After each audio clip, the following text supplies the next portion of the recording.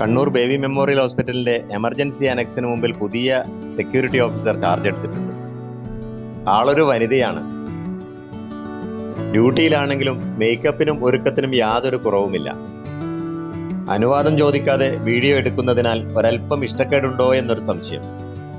Video എടുപ്പ് തുടർന്നതിനാൽ നടന്നു മാറാനൊരു ശ്രമം. ഒഴിയാബാധയാണെന്ന് മനസ്സിലായതോടുകൂടി ഫോട്ടോഷൂട്ടിനായി 1-2 പോസുകൾ നന്നായി നിന്നു തന്നു.